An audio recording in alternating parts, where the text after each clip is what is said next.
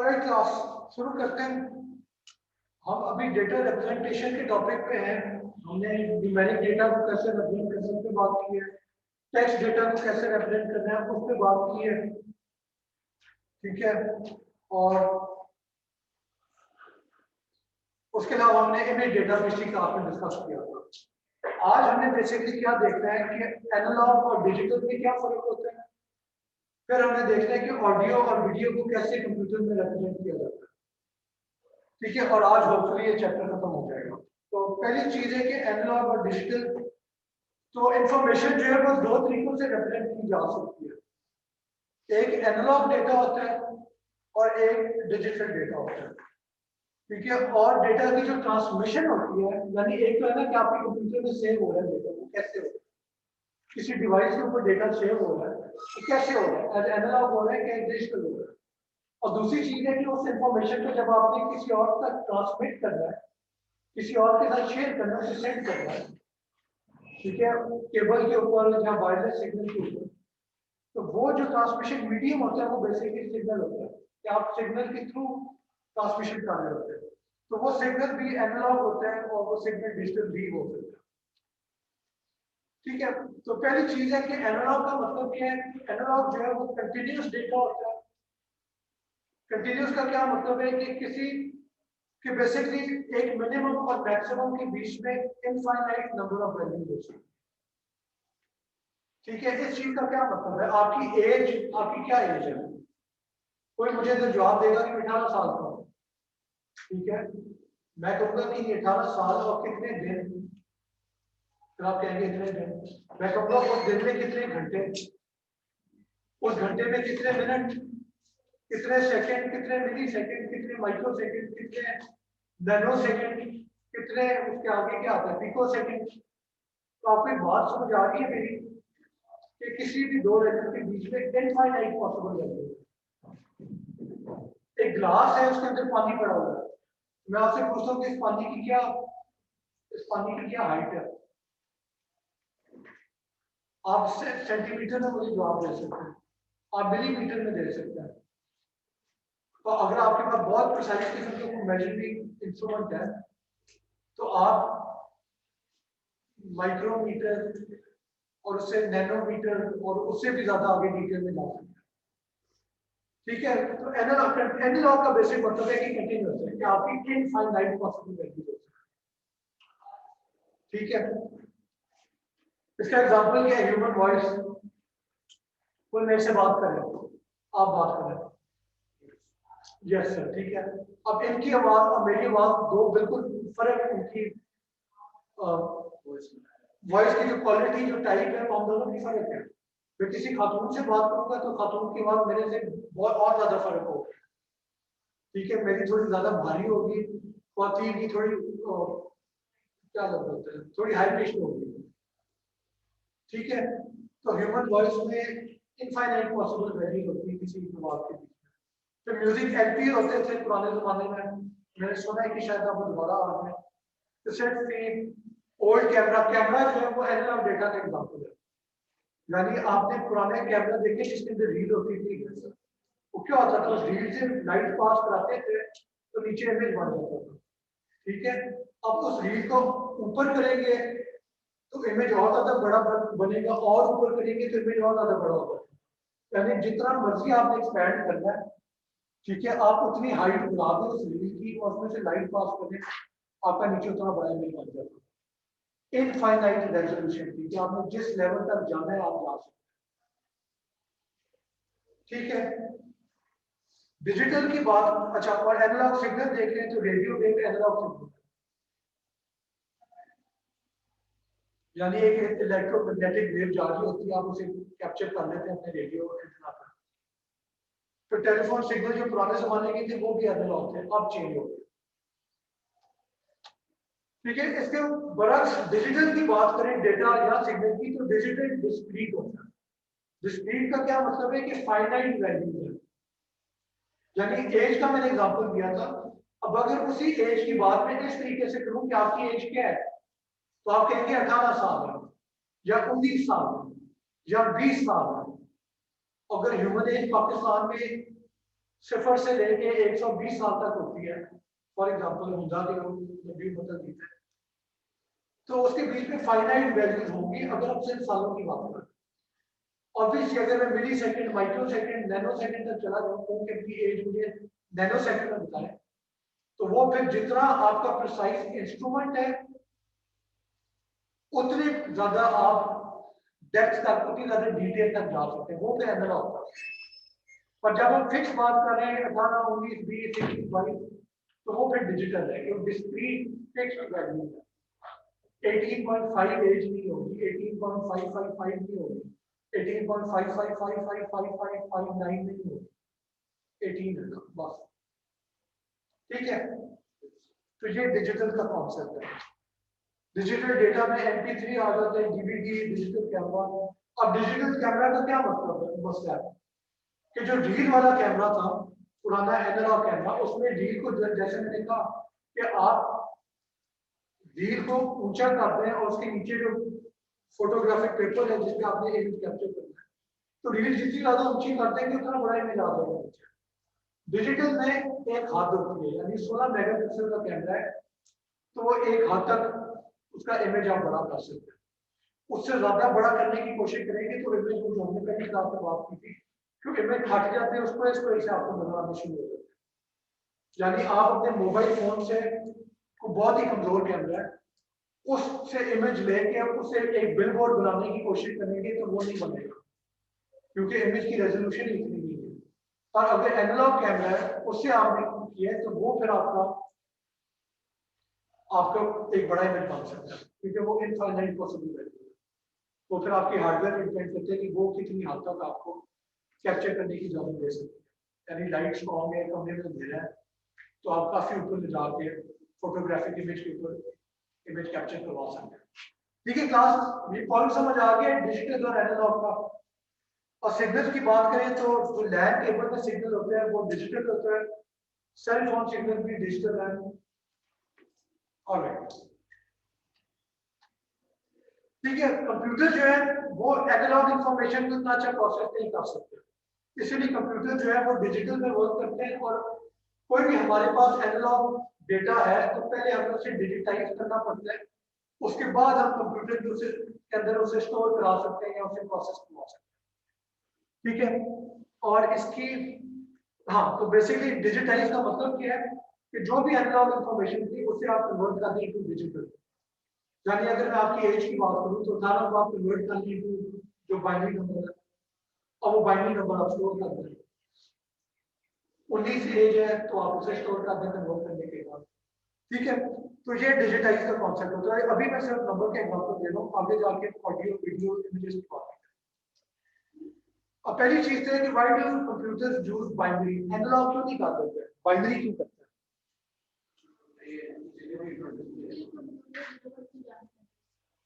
क्या वजह है? क्यों 0 1? क्या आसानी हो रही है? हाँ जी, पहली बात तो यह है कि 0 इंडिकेट करते हैं लो वोल्टेज और 1 इंडिकेट करता है हाई वोल्टेज।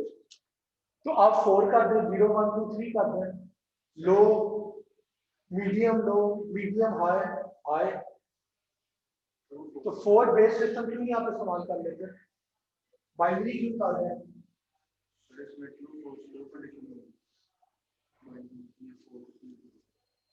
नहीं, लो को आप फॉल्स कर दें, हाई को ट्रू कर दें बेशक।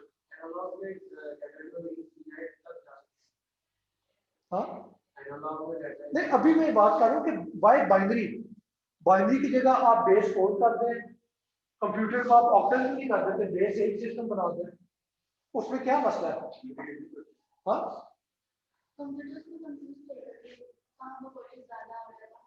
ठीक है, ठीक है, ये मसला है। बात ये कि आप जब वोल्टेज स्टोर कर रहे हैं या उसे प्रोसेस कर रहे हैं तो वो एक रेंज में, एक लेवल पे फिक्स नहीं होती, वो थोड़ा सा वेरी कर रही होती है। यानी आपने स्टोर किया है रैम में चार्ज, अब वो स्टोर जो किया हुआ है वो over period of time leak भी कर रहा होता है। ठीक है, तो अगर मैक्सिमम वोल्टेज 5 है, मिनिमम -5 है, ठीक है, और आप कह रहे हैं कि +5 जो है वो 1 होगा, बाइनरी 1, और -5 जो है वो बाइनरी 0 होगा। अब सिर्फ बाइनरी का फायदा क्या है कि अगर वो +5 से काफी कम भी हो जाता है पर 0 से ऊपर है तो आप कह सकते हैं क्या ये रेंज जो है ये पॉजिटिव वाली रेंज थी तो इसे हम हाई ट्रीट करेंगे, और अगर 0 से कम है तो आप कह रहे हैं इसे हम लो ट्रीट करेंगे। तो बात है कि दो चीजों, दो लेवल में स्प्लिट करना ज्यादा आसान है। अब 4 में स्प्लिट करते हैं तो क्या मसला होगा? -5 से अगर लीक होता -3 तक आ गया तो अब वो हाई ट्रीट हो रहा है कि मीडियम हाई ट्रीट हो रहा है, कि मीडियम लो ट्रीट हो रहा है कि लो ट्रीट हो रहा है? तो बात यह है कि जितने कम लेवल होंगे ना उतनी ज्यादा आपके पास गुंजाइश गलती की ज्यादा है। जितने ज्यादा लेवल हो जाते हैं तो आप गलती करेंगे, वोल्टेज लीक हुई थोड़ी कम हो गई तो वो लेवल ही चेंज हो जाएगा, और लेवल चेंज होने का मतलब है वैल्यू भी चेंज हो गई है। ठीक है, तो इसलिए बाइनरी जो है वो बेस 2 में या सॉरी कंप्यूटर जो है वो बाइनरी या बेस 2 में वर्क करते हैं क्योंकि it is much easier to classify some voltage value into 0 and 1। Into 0 1 2 3 करेंगे तो और ज्यादा लेवल हो जाएंगे, फिर कोई वोल्टेज में इंक्रीज डिक्रीज हुआ, कुछ लीक हुआ तो आपका जो है वो इतनी रेंज नहीं होती कि उसको बर्दाश्त कर सके, वो फिर आपकी वैल्यू चेंज हो जाती है। ठीक है, तो इस तरीके से कंप्यूटर के लिए बाइनरी में वर्क करना ज्यादा आसान होता है, और ये डिवाइस जो होते हैं ये रिलायबल भी ज्यादा है, रिलायबिलिटी की हमने बात कर ली है, और एक्सपेंसिव भी इस तरीके से डिजाइन करना लेस एक्सपेंसिव होगा। अगर आप और ज्यादा बाइनरी के बजाय ऑक्टल या इस तरीके का कंप्यूटर सिस्टम बनाना चाहते हैं तो उसमें कॉम्प्लेक्सिटी इतनी ज्यादा हो जाएगी कि वो फिर आपको काफी पोटेंशियली महंगा भी पड़ सकता है। ठीक है, इलेक्ट्रॉनिक सिग्नल्स की बात करें तो ये अब आपको नजर आ रहा है कि एक एनालॉग सिग्नल है, एक डिजिटल सिग्नल है। ठीक है, एनालॉग क्या होता है कि आपकी कोई भी वैल्यू पॉसिबल है, डिजिटल क्या होता है कि नहीं एक हाई वैल्यू होती है एक लो वैल्यू होती है और उसी के इर्द-गिर्द करते हैं। ठीक है, तो बात है कि जब भी आप कोई सिग्नल ट्रांसमिट करते हैं चाहे वो केबल के ऊपर कर रहे हैं चाहे वो वायरलेस के ऊपर कर रहे हैं, तो over period of time over distance वो जो क्वालिटी है उस सिग्नल की वो डिग्रेड करती है। यानी इसका आप एक सिंपल एग्जांपल ले लें, मैं आप लोगों से बात कर रहा हूं, आपको आवाज आ रही है, ठीक है, आपको अगर मैं कहूं कि आप उस दरवाजे के पास चले जाए, वो जो अगले कमरे का दरवाजा है, आपको मेरी आवाज आएगी? शायद आ जाए बहुत ही हल्की, पर मैं कहूं कि उससे भी दूर चले जाए तो आवाज तो बिल्कुल नहीं आवाज आएगी। ठीक है, तो मेरी आवाज एक रेंज तक आप तक पहुंचेगी, अगर आप उस रेंज से बाहर हो जाते हैं आपको मेरी आवाज नहीं है। क्यों? क्योंकि हवा में फ्रिक्शन होती है, इंटरफेरेंस होती है, आपका सिग्नल पहुंचते पहुंचते वीक हो जाता है। तो ये तो मैंने अपनी ह्यूमन वॉइस की बात की है। अगर आप इलेक्ट्रिकल और रेडियो सिग्नल की भी बात करें तो उसकी भी एक रेंज होती है, आपकी जो केबल होती है वो एक सर्टेन डिस्टेंस तक आपका सिग्नल जाता है, इलेक्ट्रिक सिग्नल, उसके बाद आपको एक कोई हार्डवेयर डिवाइस लगाना पड़ता है जो कि उस सिग्नल को बड़ी स्ट्रेंथ के ऊपर दोबारा से आगे ट्रांसमिट कर सके। मस्जिद में अगर आप लोगों ने देखा हो, ठीक है, कई मस्जिदों में क्या होता है कि इमाम जो भी तकबीर लगाते हैं या जो भी आवाज देता है, मस्जिद के दरवाजे पे एक मुकब्बर बैठा होता है, उसका काम क्या होता है कि इमाम ने जो बात की है वो ऊंची आवाज में दोहरा देना ताकि मस्जिद के बाहर जो लोग खड़े हैं उन तक की बात पहुंचे। ठीक है, जब बिजली गई हो तो स्पीकर बंद हो जाते हैं, तो फिर मुकब्बर में एक बंद है। ठीक है, तो वही चीज है कि आपने सिग्नल जब ट्रांसमिट करना है तो एक डिस्टेंस तक हो जाएगा, उसके बाद कमजोर हो जाएगा, तो या तो वो जाया हो जाएगा या फिर वहां पे आप कोई डिवाइस लगाएंगे जो कि उस सिग्नल को ऊंची आवाज में सोटू से ऊंची बड़ी स्ट्रेंथ के साथ दोबारा से बाहर निकाल दे, ट्रांसमिट कर दे। ये पॉइंट क्लियर हुआ है? और नहीं तो ये सिग्नल के डिग्रेडेशन की बात है। और नहीं तो signals are easier to maintain if they carry binary data, इसकी वजह क्या हो सकती है? क्या वजह है? सिग्नल अगर एनालॉग है तो वो प्रॉब्लमेटिक है, अगर सिग्नल डिजिटल है तो उसे मैनेज करना आसान है। क्यों? हाँ जी, बाय द वे ये फिगर मैंने ग्राफ में एक एनालॉग सिग्नल लेफ्ट पे शो किया हुआ है और राइट के ऊपर डिजिटल सिग्नल है। इन दोनों को देख के आप बता सकते हैं कि क्या आसानी आपको डिजिटल के केस में नजर आ रही है और एनालॉग वो कभी ज्यादा आप मसला कोई और है, उसको जीरो आप उसके करीब पहुंच रहे हैं। हाँ जी, उसको बाइनरी से सेट करना था, जैसे पहले बात की कि या एक बात सुने, ये जो हम बात कर रहे थे ना कि सिग्नल डिग्रेड होता है, वो बेसिकली नॉइज का कॉन्सेप्ट है कि अगर मैं आपसे बात कर रहा हूँ और क्लास में कोई और भी ऊंचा ऊंचा बोलना शुरू करते हैं, वो नॉइज होगी, मेरा सिग्नल कमजोर हो जाएगा आपकी वजह से। ठीक है, ये जो नीचे फिगर बनाया हुआ मैंने एनालॉग और डिजिटल, डिजिटल में आपको नॉइज नजर आ रही है? नहीं, नॉइज है, नॉइज एक डायरेक्शन में है, कभी कम हो ज्यादा हो रही है, एक लेवल में। ठीक है, इन्होंने जो बात की है वो बात की है कि देखें डिजिटल सिग्नल देखें, डिजिटल में हमने क्या है कि वैल्यू जो है एक मैक्स होगा एक मिन होगा और उसके बीच में नहीं अलाउ, यानी मैक्स बी है और मिन ए है, तो आपकी वोल्टेज या ए होगी या बी होगी, और अगर ए और बी से थोड़ा डिविएट कर रही है तो फिर आप इस सिग्नल से ओरिजिनल सिग्नल निकाल सकते हैं बड़े आराम से। आप देखेंगे कि जो डिविएशन है वो ए के ज्यादा करीब है कि बी के ज्यादा करीब है, और उसके मुताबिक आपने अब, यानी मैं जो बात कर रहा हूं, आपके पास ये सिग्नल है, इससे आप ओरिजिनल सिग्नल निकाल सकते हैं। यस, और वो सिग्नल क्या होगा,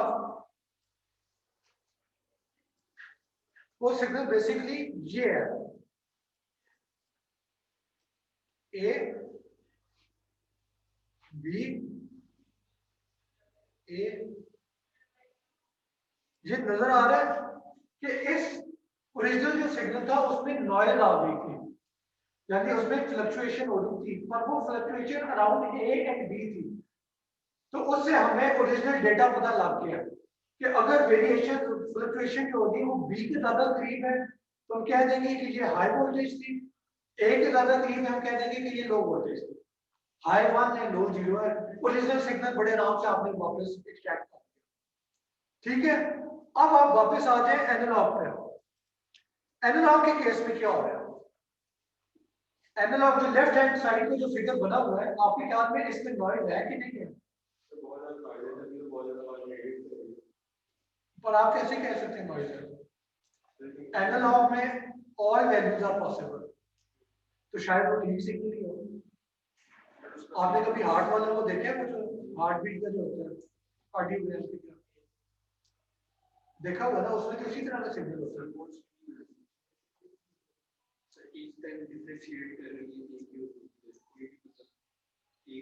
बात ये है कि जब आप बाइनरी की बात कर रहे हैं ना, ये जो डिजिटल है, तो उसमें अगर वेरिएशन आती है ना तो आपको पता लग जाता है कि ये नॉइज है। क्यों? क्योंकि 5 वोल्टेज लेट्स सपोज मैक्स है, तो 5.1 अगर सिग्नल की वैल्यू आ रही है तो दैट मींस कि 0.1 नॉइज थी। पर एनालॉग में आ जाए 5 की बजाय 5.1 आ गया तो वो नॉइज है या वो ठीक वैल्यू है? क्योंकि एनालॉग में हमने कहा है कि ऑल वैल्यूज आर पॉसिबल, 5.11 भी पॉसिबल है, 5.111 भी पॉसिबल है। ये पॉइंट समझ आया क्लास आपको? हाँ, डिजिटल के केस में क्या हो रहा है, मैं आपको करंट देता हूं और वो 5.1 है और साथ में कहता हूं कि ये डिजिटल नहीं है, यानी यहां वैल्यू 5 होगी या वैल्यू -5 होगी। ठीक है, तो अगर 5 की बजाय 5.1 आया है तो आप अपनी अकल इस्तेमाल करके कह सकते हैं कि 5.1 की तो इजाजत नहीं थी, या 5 था या -5 था, पर क्योंकि ये 5 के ज्यादा करीब है तो दैट मीन कि इसे मैं ट्रीट करूंगा एज 5। अब अगर मैं आपको एनालॉग करंट मारता हूं, अब अगर 5.1 है तो एनालॉग में तो 5 भी ठीक है, -5 भी ठीक है, 5.49 भी ठीक है, 4.99 भी ठीक है, -4.99 भी ठीक है। तो वहां पे आपको कैसे पता लगेगा कि ये 5.1 था कि ये 5 था ओरिजिनल सिग्नल? वहां पे फिर आपको मुश्किल पड़ जाएगी, आप कहेंगे कि पता नहीं ये 5.1 था कि ये 5 था और इसमें करप्शन हो गई है, या ये 4.9 का अगर आपको करंट मिला है तो आप क्या कहेंगे कि ये 4.9 था, या ये ओरिजिनली 5 था और आप तक पहुंचते पहुंचते 4.9 हो गया। एनालॉग में आप नहीं कह सकते, शायद मैंने 4.9 ही आपको भेजा था। डिजिटल में आप कह सकते हैं कि डिजिटल में हमें पहले से पता है कि यहाँ 5 है या -5 है। तो अगर 4.9 हो गया तो इसका मतलब है कि वो सिग्नल खराब हुआ है, और क्योंकि वो 5 के ज्यादा करीब है तो आप कहते हैं कि ओरिजिनली 5 ही था। यस, ये भी पॉसिबल है कि डिजिटल में इतनी ज्यादा आपकी नॉइज हो जाए कि आपका सिग्नल जो है वो इस तरीके का बन जाए। ये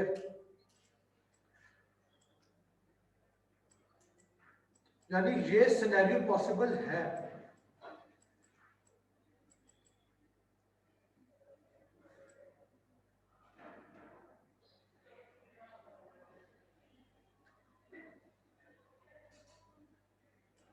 इतनी ज्यादा नॉइज है, अब आपको समझ नहीं आएगी कि ये वाला पार्ट जो है ये ए के ज्यादा करीब वाला है कि बी के ज्यादा करीब वाला, ठीक है। पर हैविंग सेड दैट वो बिल्कुल ही एक एक्सट्रीम केस है। जो नॉर्मल केस है उसमें अगर इंटरफेरेंस हुई है, नॉइज आई है, तो वैल्यू जो वेरी कर रही होगी या वो अराउंड ए कर रही होगी या अराउंड बी कर रही होगी, ऐसे नहीं होगा कि ए से बी तक ही कर रही होगी, ठीक है। तो लास्ट ये पॉइंट क्लियर है। तो इन शॉर्ट अगर आप डिजिटल सिग्नल इस्तेमाल कर रहे हैं तो उससे ओरिजिनल सिग्नल वापस एक्सट्रैक्ट करना बहुत आसान है in case of noise. Analog में अगर नॉइज होती है तो आपको आप यकीन से नहीं कह सकते कि आया ये नॉइज है या आया सिग्नल ही ऐसा था, ठीक है। तो वो फिर ज्यादा मुश्किल हो जाता है। Any question? आगे चलें। ओके, अगला पार्ट है कि तो ये बेसिकली हमने ऑडियो सॉरी ये हमने डिजिटल और एनालॉग सिग्नल की सिग्नल और डेटा की बात की है कि इन दोनों में फर्क क्या है और इन दोनों के मसाइल और फायदे क्या हैं। मसला क्या है एनालॉग में और डिजिटल में नहीं है, बताएं। हाँ क्या नॉइज के केस में एनालॉग में मुश्किल पड़ जाती है कि आया नॉइज है कि नहीं है, और डिजिटल के केस में नॉइज को आप बड़े आराम से सेपरेट कर देते हैं, ठीक है। ये फायदा हो गया डिजिटल का। और डिजिटल का नुकसान क्या है कंपेयर टू एनालॉग, ये मैंने बताया है पर क्लियरली नहीं बताया। फाइनाइट है। डिजिटल में एक हाथ तक जा सकते हैं, उससे ज्यादा आप इंफॉर्मेशन नहीं रख सकते। यानी डिजिटल कैमरा जितने भी मेगापिक्सल का है वही इमेज होगा, उससे आप बड़ा नहीं कर सकते। एनालॉग में क्या होगा कि जितनी लेवल तक आपकी मशीनें जा सकती हैं, हार्डवेयर जा सकती है, आप उस लेवल तक चले जाएंगे, तो बहुत ज्यादा आपके पास इंफॉर्मेशन अवेलेबल है, ठीक है। डिजिटल में इंफॉर्मेशन कम होती है, क्लियर है। नहीं, सिग्नल के लिए आप डेटा की बात कर रहे हो। आपने तस्वीर खींची अपनी, अगर एनालॉग से खींची है तो आपने जितना बड़ा आपके इमेज को करना चाहो मैं कर सकता हूँ। अगर अगर डिजिटल तस्वीर खींची आपकी तो अब जितना डेटा मैंने स्टोर किया था उसके मुताबिक ही बड़ा कर सकता हूँ। अगर वीक कैमरे से तस्वीर खींची है, अब उसे मैं जितना चाहे बड़ा नहीं कर सकता, वो एक हद तक ही बड़ा होगा, उसके बाद वो इमेज की क्वालिटी बिल्कुल बर्बाद हो जाएगी। और दूसरा आपने क्या कहा, सिग्नल में भी बात अप्लाई करती है। अच्छा, गुड क्वेश्चन। इनका सवाल ये है कि आप मैं जो फाइनाइट की डेटा में तो समझ आ गई है ना सारों को, अब जब सिग्नल की बात करते हैं तो इनका सवाल ये है कि ये फाइनाइट अलोंग विच डायरेक्शन है, अलोंग एक्स एक्सिस है जो कि टाइम है, या अलोंग वाई एक्सिस है जो कि इन दिस एग्जांपल वोल्टेज है। तो कोई जवाब देगा इनका?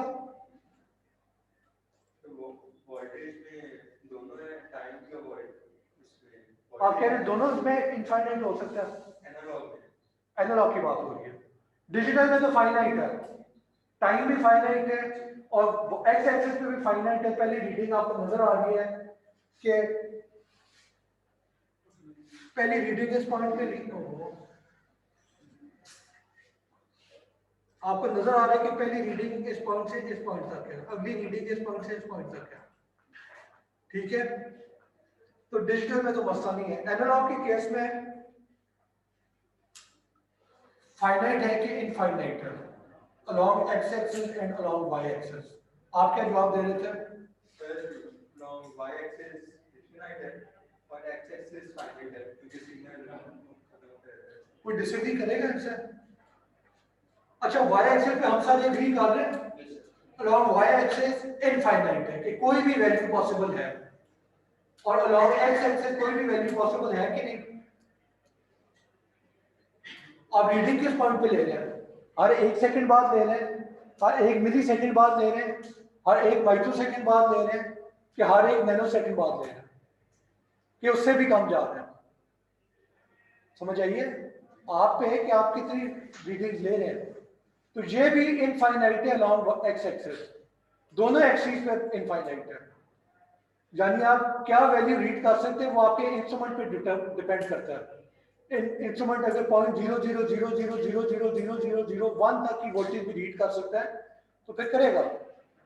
और जो एक्स एक्सिस है वो आप पे डिपेंड करते हैं कि आप कब कब रीडिंग ले रहे हैं, हर सेकंड पे ले रहे हैं, हर मिली सेकंड पे, माइक्रो सेकंड पे, उससे भी कम ले रहे हैं। ठीक है, तो वो भी अगर आपका इंस्ट्रूमेंट इतना पावरफुल है कि वो हर नैनो सेकंड से भी कम में रीडिंग ले सकता है तो ठीक है, ले लेगा। समझ आइए, तो ये अलॉन्ग बोथ एक्सिस इनफाइनाइट है। एनालॉग, डिजिटल नहीं, digital along both axis finite है, डिस्क्रीट है। और ये आपने जो भी बात की थी यही आप आगे हम ऑडियो के केस में इसका एक एग्जांपल देखेंगे। ठीक है, तो इसे दिमाग में रखिए, आप सारे मैं भी सॉल्व करता हूं। ठीक है, अब अगला पॉइंट है कि ऑडियो होती क्या है। ऑडियो बेसिकली एक प्रेशर में चेंजेस होती है।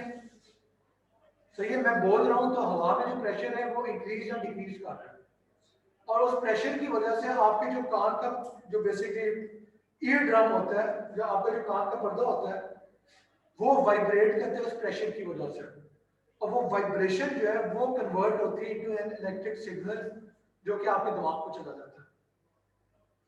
ठीक है, ये बेसिक ऑडियो का कॉन्सेप्ट है। अब ये चाहे इंसानों के अंदर हो रहा हो चाहे कंप्यूटर का हो। कंप्यूटर में क्या होता है, आप माइक में बोलते हैं, माइक के अंदर मेम्ब्रेन होती है जो वाइब्रेट करती है, वो वाइब्रेशन कन्वर्ट होती है इनटू एन इलेक्ट्रिक करंट, और वो करंट जो है उसे आप डिजिटाइज करके स्टोर कर देते हैं या जो भी आपने इंतजाम करना है।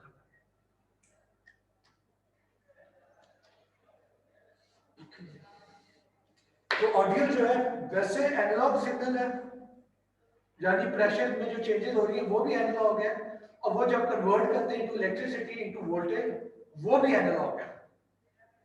और कंप्यूटर जो प्रोसेसिंग करता है वो डिजिटल में करता है, जो स्टोर करते हैं वो भी डिजिटल में है। तो दैट मीन कि इस एनालॉग वोल्टेज को आपने समहाउ कन्वर्ट करना है इनटू डिजिटल सिग्नल या इनटू डिजिटल आपका डिजिटल सिग्नल है। ठीक है, तो उसका तरीका क्या होता है कि आपके एक्स और वाई एक्सिस पे infinite number of values possible है क्योंकि वो एनालॉग है, तो उसे आपने किसी तरीके से फाइनाइट करना है। वो फाइनाइट कैसे होता है? हाँ जी, कोई सजेशन देगा?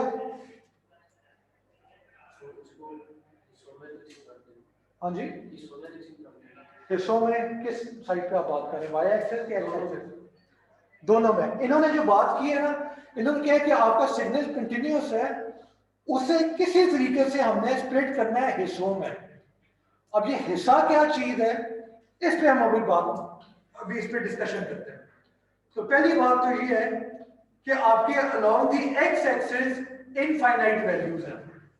ठीक है, आप क्या करेंगे, आप कहते हैं कि यार इनफाइनाइट को मैंने कन्वर्ट करना है इनटू फाइनाइट, तो उसके लिए क्या होगा, आप डिसाइड करें कि मैं हर इतने टाइम पीरियड के बाद रीडिंग ले लूंगा। समझ आइए, यानी इनफाइनाइट नंबर ऑफ रीडिंग है, पर आप कहते हैं कि नहीं, मैं पहले मिली सेकेंड पे लूंगा, फिर दूसरे मिली सेकेंड पे रीडिंग लूंगा, जो भी रीडिंग है उसे सेव कर लूंगा, तीसरे मिली सेकेंड पे जो रीडिंग आई उसे सेव कर लूंगा, फिर चौथे पे। ठीक है, और बीच में जो इंफॉर्मेशन उसका फिर क्या बन रहा है, यानी तीसरे और चौथे के बीच में जो रीडिंग थी उसका क्या बनेगा? हाँ, वो फिर आप इग्नोर कर देंगे, कहेंगे ठीक है वो इंफॉर्मेशन घूम गई है। सही है, आपने पहले टाइम 0 पे आपने रीडिंग ली है, फिर उसके बाद जो वैल्यूज थी उन्हें आपने इग्नोर किया, फिर टाइम 1 मिली सेकेंड पे जो भी रीडिंग थी वो आपने लिए है, उसके बाद जो वैल्यूज हैं 1 से 2 तक वो इग्नोर किया, फिर 2 मिली सेकेंड पे जो रीडिंग है वो आपने ले ली है। समझ आइए, यानी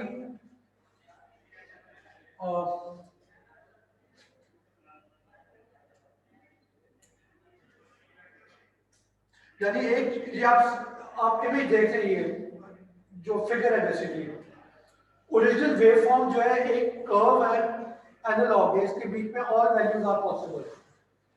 और जब आप इसे 10 पॉइंट पे सैंपल कर रहे हैं, इस चीज को बाय द वे सैंपलिंग कहते हैं कि रादर देन हर वैल्यू के आप कहते हैं कि हर इतने टाइम ड्यूरेशन के बाद वैल्यू होगा। ठीक है,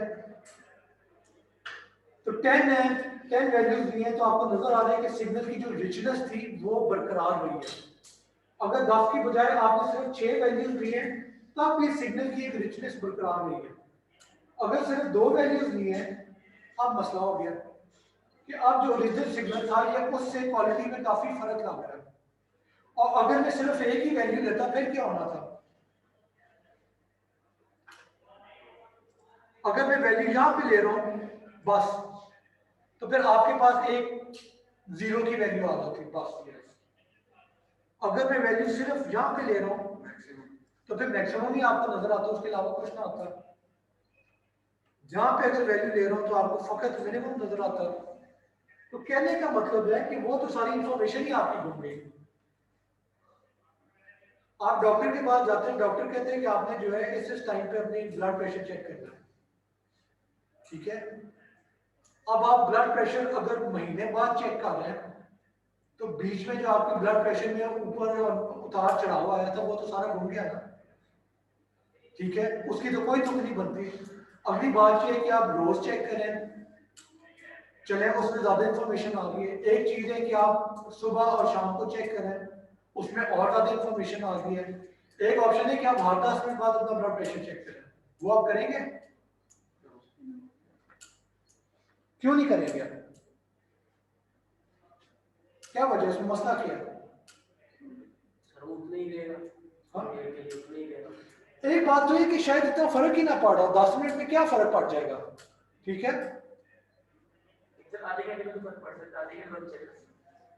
वो फिर आपकी रिक्वायरमेंट है कि आपकी रिक्वायरमेंट क्या है, उसके मुताबिक आप फैसला करते हैं कि आपने 10 मिनट बाद ब्लड प्रेशर चेक करना है कि 1 मिनट बाद करना है कि 1 सेकंड बाद करना है। 1 सेकंड बाद आप चेक करेंगे, उसकी तो बिल्कुल तुक नहीं बनती, आपका वक्त ज़ाया होगा। पर जैसे अगर आप आईसीयू में बैठे हुए हैं, ठीक है, तो वहां पे फिर घंटे घंटे बाद 2-2 घंटे बाद शायद ना चेक कर रहे हो, शायद नर्स हर आधे घंटे बाद, हर 10 मिनट बाद आके देख रही हो कि क्या हालात है। समझ, ये पॉइंट समझ आया? यानी मैं इसे समराइज करूं तो मैं आप लोगों से क्या बात कर रहा हूं? मैं ये कह रहा हूं कि आपका एक्स एक्सिस पे टाइम है। अब एनालॉग का मतलब है कि इनफाइनाइट वैल्यूज है, उसे फाइनाइट कैसे करना है आप डिसाइड करते हैं कि मैंने कितनी कितनी ड्यूरेशन के बाद रीडिंग लेनी है। वो ड्यूरेशन बहुत बड़ी भी हो सकती है, वो ड्यूरेशन बहुत ही ज्यादा छोटी भी हो सकती है। मसला क्या है? मसला ये है कि अगर ड्यूरेशन बहुत ज्यादा है, अगर ड्यूरेशन बहुत, एक्चुअली आप बताएं क्या होगा मसला? ड्यूरेशन बहुत ज्यादा है तो क्या मसला है? आप कंप्यूटर की टर्म में बात कर रहे हैं। हाँ जी, हाँ, बहुत ज्यादा इंफॉर्मेशन लॉस हो जाएगी। ठीक है, और अगर ड्यूरेशन बहुत ही ज्यादा कम है फिर इंफॉर्मेशन बहुत ही ज्यादा हो जाएगी, वो स्टोर करना शायद मुश्किल हो जाए। ठीक है, ये पॉइंट क्लियर हुआ? आपने एक फाइन बैलेंस रखना है, एक मिडिल लाइन डालनी है कि कितनी इंफॉर्मेशन चाहिए और कितना आप इग्नोर कर सकते हैं। ठीक है, अगली साइड पे है। ठीक है, तो ह्यूमन वॉइस जो है उसके लिए यूजुअली 40,000 सैंपल पर सेकंड सफिशिएंट होता है। यानी 1 सेकंड में अगर आप 40,000 रीडिंग ले रहे हैं तो वो वॉइस जो है वो ह्यूमन वॉइस के बाद वो ह्यूमन वॉइस ही होगी। अगर 40,000 से आप कम करके 1,000 पे ले आते हैं तो फिर क्वालिटी बहुत खराब हो जाएगी। यानी मैं आपसे बात कर रहा हूँ, आप इसे डिजिटाइज करते हैं। ठीक है, मैंने आपको कहा है हेलो, अब अगर हेलो कहने में मुझे 1 सेकंड से कम लगा, अब अगर आपका जो सैंपलिंग रेट है वो आप हर 2 सेकंड के बाद रीडिंग ले रहे हैं तो क्या आना था? पहले ह आना था और फिर एलो, वो वाली चीज घूमी जानी थी। ये पॉइंट क्लियर हुआ? अब मैं आपसे बातें कर रहा हूँ, हेलो क्या हाल है, लेक्चर की समझ आ रही है, तो मेरी आवाज में एक उतार चढ़ाव है। हमें कर्व का है मैंने, उसके बाद क्या हाल है, आवाज उतार चढ़ाव हुआ था। और अगर आप कर्व की रीडिंग लेते हैं तो आपको कर्व सुनाई देता, और उसके बाद 2 सेकंड बाद अगली रीडिंग लेते हैं तो क्या हाल है, समझ आ रही है, वो सारा घूम जाता था। तो सैंपलिंग रेट आपका इतना होना चाहिए कि ना आपका फाइल का साइज बहुत बड़ा हो जाए, इतना बड़ा हो जाए कि मैनेज ही ना कर सके, और ना इतनी कम सैंपलिंग हो कि आपकी क्वालिटी जो है वो इतनी बेकार हो जाए कि आपको समझ ही नहीं आए कि क्या आवाज क्या बोला जाए, तो सारी इंफॉर्मेशन ही लॉस्ट हो रही है। ठीक है, ये एक एग्जांपल है। By the way, larger sampling rate would give better quality and but larger size, और smaller rate would give small sizes but worse quality. ये एक ऑडियो सुने, अंडर सैंपल ऑडियो।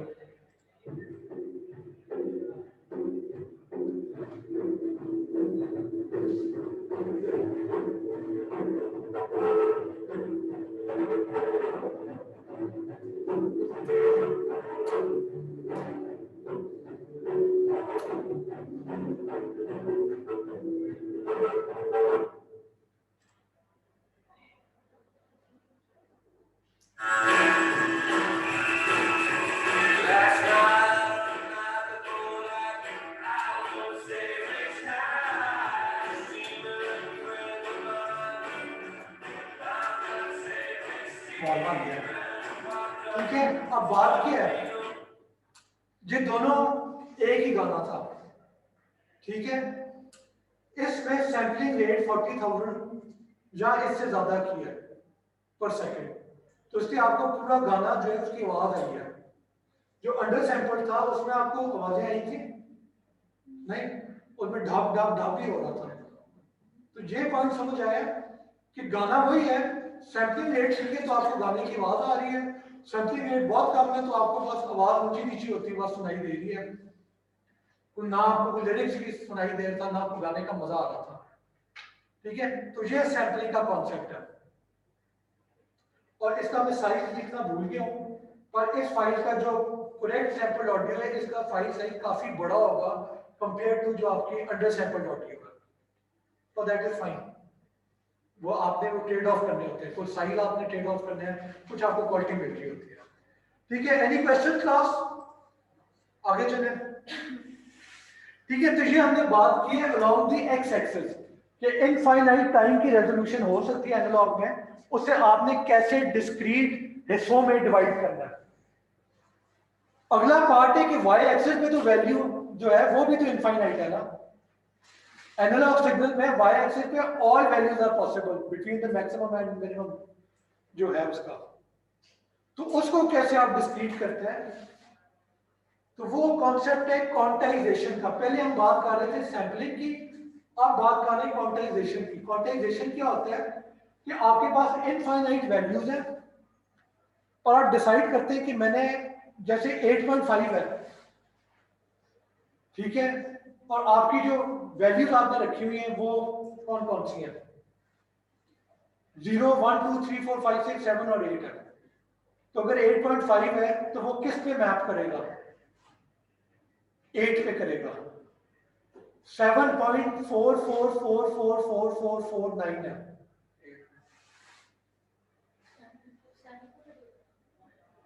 दोनों जवाब ठीक है, वो आप पे है कि आप क्या करना चाहते हैं। ठीक है, एक बंदा कह सकते हैं कि अगर 7 से ऊपर है तो उसे 8 के ऊपर मैप कर दो, दूसरा कह सकते हैं कि अगर 7.5 से ऊपर है तो 8 पे मैप करो, 7.5 से नीचे है तो 7 पे मैप करो। वो एज ए डिजाइनर आपने डिसाइड करना है कि आप क्या करना चाहते हैं। ये समझ आइए, क्वांटाइजेशन की समझ आइए। अब ये सिग्नल फिगर में देखें, फिगर में इनफाइनाइट वैल्यूज पॉसिबल है, पर हमने शुरू में डिसाइड कर दिए कि इस सिग्नल का जब हम डिजिटल हिस्से करेंगे तो उसमें सिर्फ 8 वैल्यूज पॉसिबल है, और वो आपको नजर आ रहा है कि अगर वो फॉर एग्जांपल शुरू में देखें तो वो 0 1 1 वाली लाइन से ऊपर है। ठीक है, 0 0 1 1 से ऊपर है तो उसे आपने मैप कर दिया 1 0 0 पर। उससे अगली जो आपने रीडिंग ली थी वो 1 0 0 से ऊपर थी, तो उसे आपने फिर किस पे मैप कर दिया 1 0 1 पे, यानी इसे मैं फिगर पे शो कर दूं। ये देखें ओरिजिनल सिग्नल रेड में है, तो यहां पे जो वैल्यू थी इस सारे को आपने मैप कर दिया है 100 पे, यानी ये आपकी पहली वैल्यू है। अब अगली जो आप रीडिंग लेंगे तब वो 101 के ज्यादा करीब होगा, तो अगली रीडिंग आपने कह के 101 पे मैप कर दो। ठीक है, अब इस चीज का क्या मतलब है कि आपका ये जो टाइम स्लॉट है, ये टाइम 1 है, लेट्स सपोज ये टाइम 2 है, ये टाइम 3 है, तो आप कह रहे हैं कि 0 से 1 तक जो भी वैल्यू प्ले होगी साउंड की, वो क्या साउंड होगी, वो ये साउंड होगी। ठीक है, 1 से 2 तक कौन सी साउंड प्ले होगी, ये वाली साउंड, ये वाली। 2 से 3 तक ये वाली साउंड प्ले होगी। 3 से 4 तक, 3 से 5 तक रादर ये साउंड प्ले होगी, even though actual volume, actual जो आवाज थी वो एक्चुअल वोल्टेज इससे ऊपर थी, पर क्योंकि मैक्सिमम रेंज हमने 111 या 8 तक रखी हुई है, तो वो फिर 8 के ऊपर मैप हो जाएगा। ये पॉइंट समझ आया? आपकी एज क्या है? कोई वॉलंटियर करना चाहेगा? कोई आदमी वॉलंटियर करना चाहेगा? पूछ सकता? क्या है आपकी? 19 है। ठीक है, मैं आपसे कह सकता था कि नहीं मुझे दिन भी बताएं, महीने बताएं, कितने महीने हैं। देखिए इनकी एज जो है वो 19 ईयर्स, कुछ मंथ, कुछ दिन, कुछ घंटे, कुछ सेकंड है। मैंने पहले फैसला करना है कि इनकी जो मैं एज पूछ रहा हूं वो मैं ईयर्स में पूछ रहा हूं, तो ये 19 कह देगी क्योंकि 19 के पास है। अगर मैं ईयर में नहीं पूछ रहा, अगर मैं कह रहा हूं नहीं मुझे ईयर और महीने दोनों बताएं, तो ये कहेंगे कि 19 साल और इतने महीने मेरी बर्थ डेट है, इतने मेरे गुजर चुके हैं। मैं कहता हूं नहीं मुझे इससे भी ज्यादा प्रिसाइज चाहिए, तो ये कहेंगे कि 19 साल, इतने महीने और इतने दिन। तो वो मैंने फैसला, एज ए डिजाइनर मैंने फैसला करना है कि क्या लेवल क्वांटाइजेशन का होगा। समझ आइए? जितनी ज्यादा इंफॉर्मेशन मेंटेन करेंगे उतना ज्यादा आपका साइज बड़ा हो जाएगा डेटा का। मैं इनसे सिंपल भी पूछ सकता था, मैं कह सकता था आप जिंदा हैं कि नहीं, उसके लिए कितनी बिट्स चाहिए? 1 बिट। जिंदा का मतलब है 1, जिंदा नहीं है 0। क्लियर है? और मैं कहता हूं नहीं साल बताएं तो उसके लिए कम बिट्स चाहिए। मैं कहता हूं साल के साथ दिन बताएं, महीना बताएं, और ज्यादा बिट्स चाहिए। मैं कहता हूं साल, महीना और दिन बताएं, और ज्यादा। मैं कहता हूं कि नहीं बिल्कुल ही डिटेल में चले जाए, सेकंड्स तक पहुंच जाए, माइक्रो सेकंड तक पहुंच जाए, पॉसिबल। और उसमें भी बहुत ज्यादा इंफॉर्मेशन आपको स्टोर करनी पड़ेगी। ठीक है, तो ये क्वांटाइजेशन का कॉन्सेप्ट है। ठीक है, इसमें अगर हम बात करें कि अगर आपके लेवल ज्यादा होंगे तो आपकी क्वालिटी बहुत अच्छी होगी, साइज बड़ा हो जाएगा। अगर लेवल कम है, ठीक है, यानी मैंने एज का बताया था कि आप कह सकते हैं कि जिंदा है कि जिंदा नहीं है, तो बहुत ही कम इंफॉर्मेशन है, क्वालिटी बहुत खराब हो गई है, पर आपको डेटा कितना स्टोर करना पड़े, बहुत ही कम, 1 बिट थी उस एग्जाम्पल में। ठीक है, तो ये आपको देखना होता है। और ये एग्जाम्पल है, लेफ्ट हैंड साइड में जो फिगर है उसमें 8 पॉसिबल वैल्यूज है। 8 वैल्यूज के लिए कितनी बिट्स चाहिए होती है? 3 बिट्स। ठीक है, दूसरा एग्जाम्पल है उसमें 6 बिट्स हम इस्तेमाल कर रहे हैं, तो दैट मीन्स कि 64 पॉसिबल आपके वैल्यूज हो सकती है। तो ये ऑब्वियसली ज्यादा रिचर सिग्नल होगा।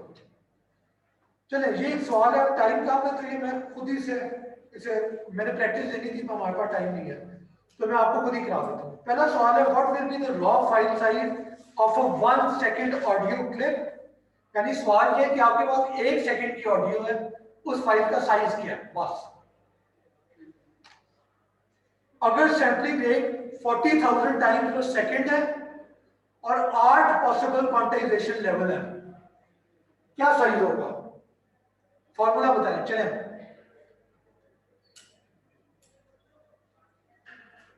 बताएं यार, को वॉलंटियर हाथ खड़ा करें। सवाल समझ आया?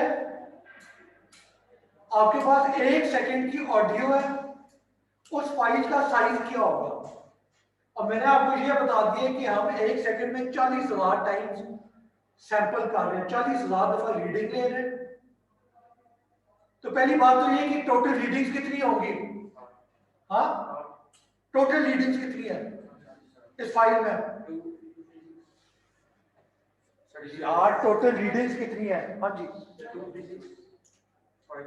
वरना उसको एक सेकंड मैंने क्या लिखा हुआ है? 40,000 40,000 सैम्पलिंग रेट है, यानी 1 सेकंड में 40,000 रीडिंग्स है। ऑडियो क्लिप 1 सेकंड का था, तो टोटल नंबर ऑफ रीडिंग्स कितनी है? 40,000 है। ये पॉइंट क्लियर है? 40,000 रीडिंग्स है। हर रीडिंग का साइज कितना है? डिवाइड करेंगे। कोई डिसएग्री करता है? हर रीडिंग का साइज कितना है? साइज का क्या मतलब है? हर रीडिंग के लिए कितनी बिट्स चाहिए?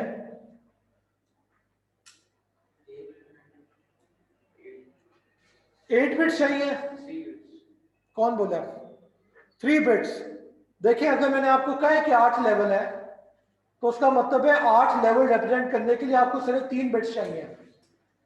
ठीक है, जीरो या मैं दोबारा नहीं कर सकता, और समझ आपकी, या खुद ही कैलकुलेट कर लेना कि 3 बिट से 8 बिट वैल्यू कौन कौन सी बनती है। खैर, तो देखें 40,000 रीडिंग्स है, हर रीडिंग का साइज क्या है?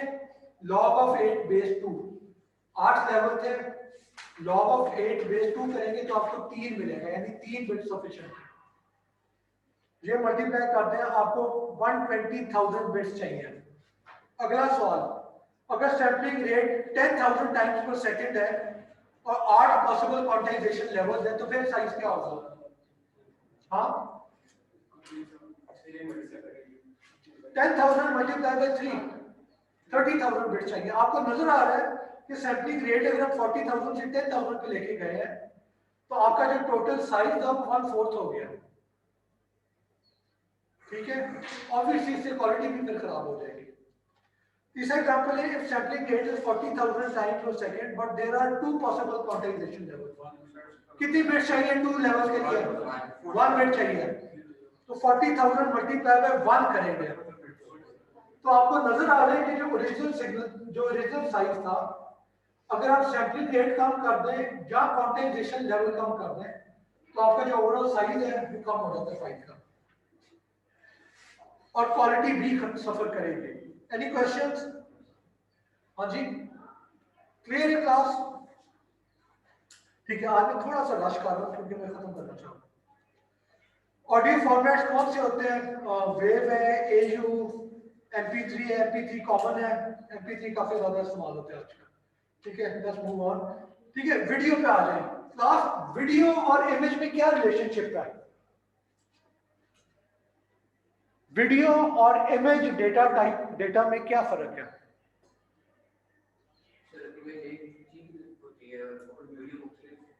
इमेज एक है और वीडियो क्या है?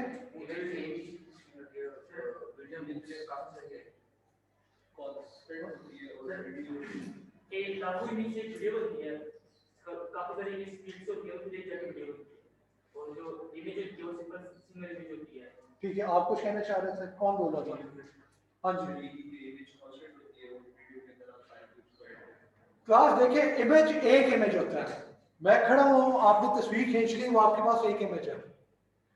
वीडियो क्या होता है कि आप मल्टीपल इमेजेस जो है कैप्चर कर रहे हैं और फिर उन सारों को एक के बाद एक डिस्प्ले करना शुरू कर देते तेज स्पीड पे।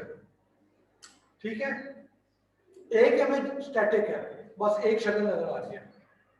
जब आप मल्टीपल इमेजेस खींचते हैं over a period of time और फिर उन सारों को वन बाय वन आप डिस्प्ले करना शुरू होते हैं उसी स्पीड पे, तो वो आपकी बेसिकली वीडियो बन जाती है। क्लियर है ये पॉइंट? तो वीडियो बेसिकली है इमेज डेटा ही, इमेज की कलेक्शन है। तो फर्क क्या पड़ता है? ठीक है, तो वीडियो कोडेक क्या होता है? वीडियो कोडेक होता है, ये कोडेक की टर्म आप काफी दफा सुनेंगे, MP3 कोडेक है, फिर ऑडियो MP4 कोडेक। कोडेक क्या होता है? कंप्रेसर डीकंप्रेसर, उसका शॉर्ट फॉर्म है। या कुछ लोग कहेंगे कि कोडेक का मतलब है कोड डीकोड। इस चीज का क्या मतलब है कि आपका एक रॉ इमेज था, उस रॉ इमेज को आपने कंप्रेस किया है इनटू फॉर्म जो कि मैनेजेबल हो, स्टोर कर सकते हो, ट्रांसमिट कर सकते हो, और फिर डिस्प्ले करने से पहले उस कंप्रेस फॉर्म को आपने दोबारा से डीकंप्रेस करना है ताकि ओरिजिनल डेटा उसमें से आप एक्सट्रैक्ट कर सकें। ये पॉइंट क्लियर है? तो जब भी आप कोडेक की बात करते हैं तो कोडेक एक ऐसी चीज है जो कि कन्वर्ट करते हैं इनटू स्मॉलर कंप्रेस्ड वीडियो और उससे वापस अनकंप्रेस करके आपको शो कर देता है, ठीक है। और वीडियो कोडेक जो है वो लॉसी कंप्रेशन इस्तेमाल करते हैं, यानी जो भी आपने वीडियो बनाई है वो जब कंप्रेस हो रही है तो ओरिजिनल काफी इंफॉर्मेशन लॉस्ट हो जाती है। आपके ख्याल में किस किस टाइप पे लॉस हो रही होगी? ये वीडियो को कैसे होती है? हाँ, तो क्वालिटी गिरती है। क्वालिटी गिर जाती है, पर कहाँ पे? सर वो ऑडियो में क्वालिटी गिर रही थी? यस यस, ऑडियो में क्वालिटी गिर रही थी जब आपने सैम्पलिंग की है। देखिए जब आप एनालॉग से डिजिटल में आते हैं तो वैसे ही आपकी क्वालिटी कम हो जाती है। एनालॉग इनफाइनाइट है, हर चीज पॉसिबल है। डिजिटल आपके सैम्पलिंग रेट पे डिपेंड करता है और आपके क्वांटाइजेशन के लेवल्स पे डिपेंड करता है। अगर आपका सैम्पलिंग रेट इनफाइनाइट है, अगर आपके क्वांटाइजेशन लेवल्स इनफाइनाइट है, तो फिर जो डिजिटल सिग्नल बनेगा वो लॉस लेस होगा कि जो एनालॉग था परफेक्ट वही चीज है। पर ऑब्वियसली आप इनफाइनाइट रीडिंग ले नहीं सकते, आप फाइनाइट रीडिंग देते हैं, यानी हर मिली सेकेंड के बाद रीडिंग ले रहे हैं, हर सेकेंड के बाद ले रहे हैं फॉर एग्जाम्पल। तो वो एनालॉग टू डिजिटल में लॉस तो होना ही है। तो वही बात वीडियो में आ जाती है कि वीडियो भी जब आप इस्तेमाल कर रहे होते हैं तो कंप्रेशन लॉसी होता है, क्योंकि परफेक्ट एनालॉग तो आपको नहीं मिल सकता। परफेक्ट एनालॉग कब मिलेगा? जब सर वो फाइनाइट हो, perfect analog sorry perfect digital तब मिलेगा जब आपका हर इनफाइनाइट लेवल तक आप रीडिंग ले रहे हो, चाहे वो अलोंग वाई एक्सिस है चाहे along x axis, which is not possible. तो क्योंकि आप डिस्क्रीट रीडिंग ले रहे हैं, हिस्से कर रहे हैं जैसे आपने कहा था, तो उसमें आपकी इंफॉर्मेशन लॉस होती होती है, ठीक है। अगला पार्ट, अगली पॉइंट है कि कंप्रेशन आपको चाहिए क्यों, ठीक है। तो उसका एक सिंपल एग्जांपल है। लेट्स सपोज आपका एक इमेज जो है उसका साइज 600 बाय 800 पिक्सल है, और जो पिछली क्लास में हमने बात की थी कि लेट्स सपोज कि आपकी हर पिक्सल पे आपको 3 बाइट्स चाहिए, 1 byte for red colour, 1 byte for green colour और 1 बाइट फॉर ब्लू कलर, ठीक है। और आप 1 सेकंड में 40 इमेजेस को प्ले कर रहे हैं। एफपीएस टर्म कितनों ने सुनी हुई है? इधर गेमिंग कौन करता है? आप 3 आप 4। एफपीएस पता है क्या है? क्या है? फ्रेम पर सेकंड कि कितने फ्रेम 1 सेकंड में जनरेट हो रहे हैं, ठीक है। फ्रेम अगर ज्यादा होंगे 1 सेकंड में तो आपको बहुत खूबसूरत क्वालिटी मिलेगी, अगर फ्रेम कम होंगे तो क्या होगा? लैगिंग, आपको रुक रुक के, जैसे आपका प्लेयर चल रहा है तो ये स्मूथ मूवमेंट है, ठीक है। अगर यही चीज आप करते हैं 1 फ्रेम पर सेकंड, तो मैं चलता रहूं पर 1 सेकंड बाद इधर था तो यहाँ पे एक नजर आ जाएगा, उससे 1 सेकंड बाद में इधर था तो यहाँ पे नजर आ जाएगा, ठीक है। वो क्वालिटी आपको नजर आ रही है कि खराब हो रही है, सही है क्या? तो बहुत ज्यादा कर दें, अगर 1000 फ्रेम्स पर सेकंड कर दें फिर क्या मसला होगा? इंफॉर्मेशन बहुत ज्यादा है, क्वालिटी अच्छी हो जाएगी, साइज बहुत बड़ा हो जाएगा। अब इस एग्जांपल में देख लें क्या साइज है, घंटे की वीडियो है, ठीक है। तो घंटे का क्या मतलब है? 36, अच्छा मल्टीप्लाई कर दो, भूल गया, ओके। ना देखें 600 बाय 800, ये आपका एक इमेज की पिक्सल है, इतनी पिक्सल एक इमेज में है, और हर पिक्सल का साइज कितना है? 3 बाइट्स है, 3 बाइट्स में कितनी बिट्स होती है? 24 बिट्स, ठीक है। कितने इमेज है 1 सेकंड में? 40। 1 घंटे में कितने सेकंड होते हैं, याद है किसी को? 3600 आपने मैथ ठीक किया बचपन में। हाँ जी, तो ये बेसिकली आपके 1 घंटे की वीडियो का साइज है। अज्यूमिंग 40 फ्रेम्स पर सेकंड था, अज्यूमिंग 600 बाय 800 पिक्सल थी, और अज्यूमिंग हर पिक्सल के लिए 3 बाइट्स इस्तेमाल होंगे। तो ये टोटल साइज कितना है? ये इसका आई एम नॉट श्योर, ये बिलियन तो नहीं है, ये ट्रिलियन है। कहा से ट्रिलियन से भी आगे की बात है, ठीक है। इतनी ज्यादा आपको बिट्स चाहिए, यानी 1 मिनट, ये 1658.8 गीगा बिट्स आपको चाहिए, सही है। यानी 1 घंटे की आप मूवी देखना चाहते हैं तो आपको कोई 1000 गीगा बिट से ज्यादा चाहिए। आपके कंप्यूटर में की जगह होगी, यानी 1 टेराबाइट आपकी एक वीडियो में खर्च हो जाएगा। ये पॉइंट समझ आया? यानी जो रॉ वीडियो होती है उसका इतना साइज होता है, और एक्चुअली घंटे की तो मूवी होती भी नहीं, आजकल देखिए 1.5 घंटे की मूवी है, और 600 बाय 800 भी नहीं होती, हाई डेफिनेशन है तो उसमें पिक्सल भी इससे ज्यादा होती है, ठीक है। तो आपका ओरिजिनल साइज है वो कई टेराबाइट्स में चला जाएगा सिर्फ 1 घंटे 1.5 घंटे की मूवी देखने का। तो समझ आइए, ये पॉइंट क्लियर है। तो जहां से आपको नजर आता है कि वीडियो इस्तेमाल करने के लिए कंप्रेशन कितनी अहम है। अगर आप ऑडियो की बात करें, टेक्स्ट की बात करें, इतना मसला नहीं है, वो मैनेजेबल है। टेक्स्ट तो बहुत ही कम होता है, उससे आपको प्रेस ना लिखने की परेशानी नहीं है, पर वीडियो ऐसा डेटा है कि इसमें अगर कंप्रेशन नहीं है तो आपका साइज इतना बड़ा हो जाएगा कि वो मैनेजेबल ही नहीं रहता। हाँ जी, आपका सवाल है क्या?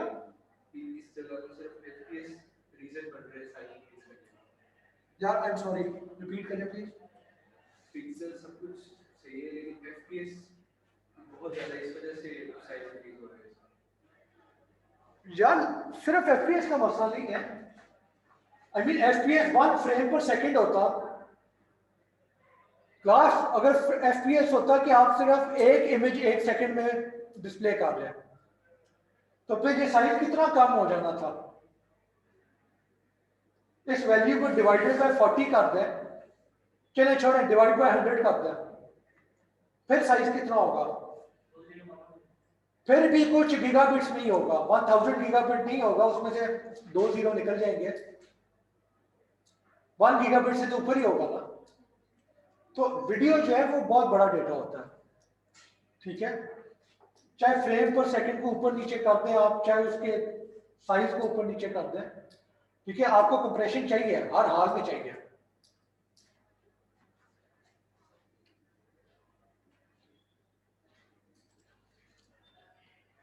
ठीक है, तो वीडियो कंप्रेशन के 2 कॉन्सेप्ट्स हैं मेन, एक है टेम्पोरल कंप्रेशन, एक है स्पेशल।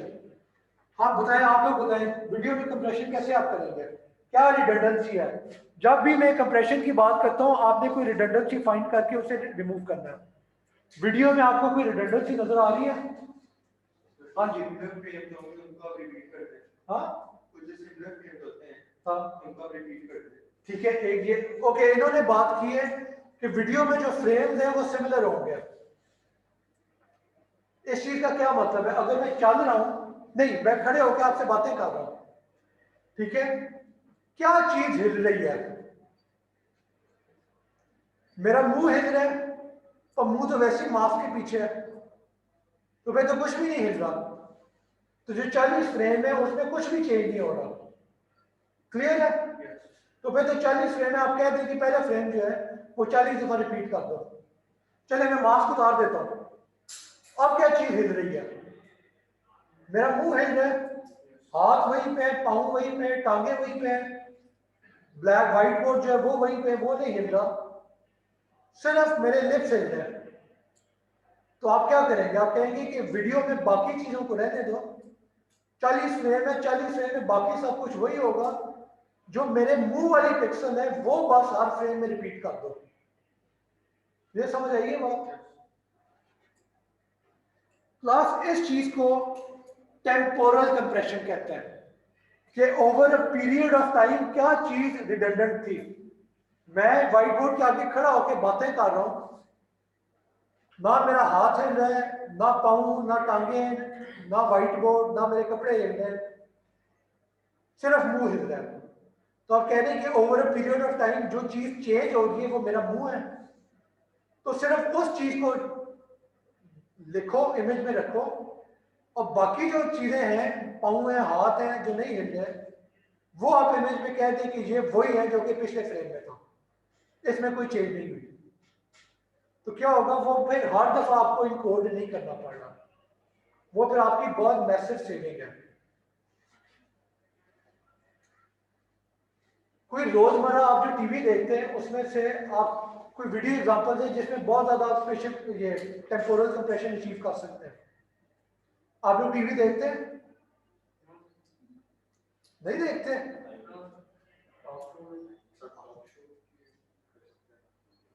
बड़ी अच्छी बात है। जो लोग टीवी नहीं देखते आप बड़ा वक्त जाया करने से बच जाते हैं और गुस्सा भी नहीं चलता, क्योंकि मैं जब सियासतदानों को देखा तो टीवी पे बिला वजह जो है पोस्ट होती है। हाँ जी, आप क्या कह रहे हैं? ये परफेक्ट एग्जांपल दिया। टॉक शो या जो खबरें होती हैं उसमें सामने दो लोग बैठे होते हैं, ठीक है, उनका सिर्फ मुंह ही हिल रहा होता है, बाकी बैकग्राउंड वही है, बॉडी उनकी वहीं पे रहती है, हाथ थोड़े बहुत, हाथ भी नहीं हिल रहे होते मेरे ख्याल में। तो अब उसके जो 40 इमेजेस बन रहे हैं पर सेकंड, उनमें सिर्फ मुंह हिल रहा है। आप कहते हैं कि मुंह को हर दफा दोबारा से इनकोड करेंगे, बाकी चीजें जो है उस पर आप कह देंगे कि जो पहले इमेज में था वही यहाँ पे रिपीट कर दो। ठीक है, ये परफेक्ट एग्जांपल है। कोई ऐसा एग्जांपल दे जहाँ पे नाकाम हो जाएगी आपकी टेम्पोरल कंप्रेशन। हाँ, स्टैचू तो बिल्कुल ही नहीं हिल रहा होता है। खबरों में तो फिर इंसान का मुंह हिला, स्टैचू का तो वो भी नहीं हिल रहा। तो और कोई ऐसा एग्जांपल है जिसमें टेम्पोरल कंप्रेशन इतनी अच्छी नहीं होगी। क्रिकेट मैचेस में, क्रिकेट मैचेस बीच में कहीं लाइव करता है, यानी क्रिकेट मैच में क्या होता है, आपके बंदा बॉलर भागता हुआ आ रहा है या बैट्समैन खड़ा हुआ है, जब तक खड़ा हुआ है 2 सेकंड तक वो खड़ा हुआ है, क्या चीज हिल रही है? कार रेस क्रिकेट से ज्यादा होगा चेंज, क्योंकि कार रेस में कुछ सेकंड के अंदर ही चीजें चेंज हो रही होती है। हाँ, स्पोर्ट्स के अलावा भी सोचे ना यार, और क्या हो सकता है? हाँ, कौन बोला? किसने कहा? कार्टून? हाँ, कार्टून में आप देखें कि बहुत ही ज्यादा एक्टिविटी होती है। टॉम एंड जेरी किसी ने देखा हो तो टॉम भाग भी रहे हैं, वो बम भी फट रहे हैं, हथौड़े भी एक दूसरे को मारे, वो 1-2 फ्रेम के अंदर ही सब कुछ हो रहा होता है। ठीक है, तो उसमें इतनी ज्यादा चेंज हो रही है कि टेम्पोरल कंप्रेशन का इतना शायद फायदा ना हो। ठीक है, तो ये दो एक्सट्रीम्स है, एक तरफ कार्टून है, दूसरी तरफ आपकी खबरनामा है, और जो स्पोर्ट्स की बातें हो रही है वो बीच में कहीं पे लाइव करती है। ठीक है, तो ये एक कंप्रेशन होगी। दूसरी कंप्रेशन कौन सी होगी? हाँ, हाँ जी, स्पेशल का क्या मतलब होगा? यानी एक स्पेशल है, एक टेम्पोरल है, तो हमने जो भी बात की वो टेम्पोरल थी, स्पेशल में क्या आ जाएगा? हाँ जी, आप क्या कह रहे हैं? क्या? नहीं, और नहीं, और हाँ, वो तो यार देखें का, जब आप फ्रेम्स की बात करते हैं ना, कि टाइम 0 पे कौन सा फ्रेम था, टाइम 1 पे कौन सा था, टाइम 2 पे कौन सा था, उनके बीच में जब आप इंफॉर्मेशन की बेसिस पे रिडंडेंसी रिमूव कर रहे हैं, तो दैट इज टेम्पोरल। टेम्पोरल का मतलब है over a period of time. Special का मतलब है एक ही इमेज है, उसके अंदर से आप रिडंडेंसी रिमूव कर रहे हैं। अब मैं आपके सामने खड़ा होकर बात कर रहा हूं, तो क्या रिडंडेंसी है इसमें? कोई बताएगा? सिर्फ एक इमेज लें, उसकी बैकग्राउंड में व्हाइट बोर्ड है, उसमें रिडंडेंसी नजर आ रही है, वही एक पिक्सल है व्हाइट कलर की, वो 1000 दफा रिपीट हो रही है। ठीक है, तो देखें जब आप वीडियो को कंप्रेस करते हैं तो आप 2 लेवल्स पे बात करते हैं, एक टेम्पोरल होती है, स्पेशल होती है। स्पेशल का क्या मतलब है कि उस एक इमेज के अंदर जो रिडंडेंसी है उसमें फॉर एग्जांपल रन थी कोडिंग इस्तेमाल करना। जहां पे आपको नजर आ रहा है कि पीछे मैरून नाम है, वो बहुत ज्यादा दफा रिपीट हो रहा है, आप रन थी कोडिंग करते हैं कि ये पिक्सल मैरून है और इसके बाद वाली इतनी 1000 पिक्सल है वो भी मैरून है। क्लियर? ये स्पेशल है with in an image. Temporal क्या होती है? विद इन मल्टीपल इमेजेस, यानी पहले दूसरे तीसरे। अब ये देखिए ये खबरनामा आ गया, इसमें वही बंदा बोले क्या चीज चेंज हो रही है, पहले दूसरे और तीसरे इमेज में क्या फर्क है? सिर्फ उसका मुद्दा वाली जगह। तो आप कहेंगे कि पहले इमेज में जो चीजें वो रहेगी, दूसरे इमेज में वही ले आओ, चेंज क्या करो, सिर्फ मुंह वाला हिस्सा। तो अब जो टोटल इंफॉर्मेशन आपको पर फ्रेम रखनी पड़ रही है वो बहुत कम हो गई है। सिर्फ वही इंफॉर्मेशन आते हैं जो कि पिछले फ्रेम से चेंज हुई थी। तो क्लास ये वीडियो और ये स्पेशल और टेम्पोरल में फर्क है। इसके अलावा आप कुछ ऐड करना चाहेंगे? और क्वालिटी कैसे और इसका साइज कैसे कम किया जा सकता है? स्पेशल दोबारा ट्वीट करते हैं यार एक इमेज है, वीडियो में 40 इमेज है, तो पहले आप इमेज के इंडिविजुअल बात करें कि इमेज के अंदर कोई रिडंडेंसी है। अगर मैं व्हाइट बोर्ड के आगे खड़ा हुआ तो पीछे सारा व्हाइट बैकग्राउंड है ना, तो उससे आप रन लेंथ कोडिंग करते हैं कि पहली पिक्सल व्हाइट है, उसके बाद ये इतनी दफा रिपीट हो रही है, तो बार बार रिपीट ना करो, बस रन लेंथ कोड कर दो। तो स्पेशल सिर्फ एक फ्रेम की बात हो रही है। टेम्पोरल पहले दूसरे तीसरे चौथे इन फ्रेम्स के बीच में जो रिडंडेंसी है उसे रिप्लेस करना है, रिमूव करना है। अब क्लियर है आपको? यानी spatial within one frame, temporal between multiple frames. जी है सर, इसका बैकग्राउंड ब्लू है, हाँ, इसका बैकग्राउंड ब्लू है, तो स्पेशल इसमें क्या होगी कि ये वन टाइम इसको 40 टाइम रिपीट करना। पहले इमेज की बात करें और उसमें क्या है कि इसका जो ब्लू कलर है वो रिपीट करते जाओ इतनी पिक्सल में, तो वो स्पेशल कंप्रेशन है। अब दूसरे फ्रेम की बारी आई है, दूसरे इमेज की बारी आई है। अब आप कह रहे हैं कि इस इमेज और पिछले वाले इमेज में क्या फर्क था? तो सिर्फ मुंह का फर्क था। तो आप कहेंगे कि बाकी चीजें इग्नोर कर दो, वो कह दो कि जब डिस्प्ले करना होगा तो उसी इमेज से उठा लें पिछले वाले से, और नई चीज क्या है? बस मुंह है, तो वो आप कह दें कि मुंह में ये पिक्सल है, ये टेम्पोरल है, और दोनों इकट्ठे हो रही है। ठीक है, आगे आ जाए, टाइम खत्म हो गया। और क्या आप कर सकते हैं टेम्पोरल और स्पेशल के अलावा? Any ideas? कैसे आप क्वालिटी और इसकी साइज, कैसे वीडियो को और कम कर सकते हैं? हाँ, पिक्सल से ही होगा, कौन बोल रहे हैं? क्वालिटी नहीं होगा, क्वालिटी की होगी। पिक्सल कम कर दें, और कुछ हो सकता है? कोई और? हाँ, फ्रेम स्किप कर दें, और कोई बोलेगा कुछ और? क्लास देखें, आपने साइज कम करना है तो आपको इंफॉर्मेशन कम करनी पड़ेगी। एक ऑप्शन है कि आप जो पिक्सल है हर फ्रेम में, हाई डेफिनेशन है, आप यूट्यूब में क्या करते हैं, अगर स्पीड अच्छी नहीं आ रही तो आप उसकी पिक्सल कम कर देते हैं, रेजोल्यूशन कम कर देते हैं, ठीक है ना? क्वालिटी खराब होती है, पर फिर आपको उसका साइज कम हो जाता है और नेट के ऊपर आप वीडियो देख सकते हैं।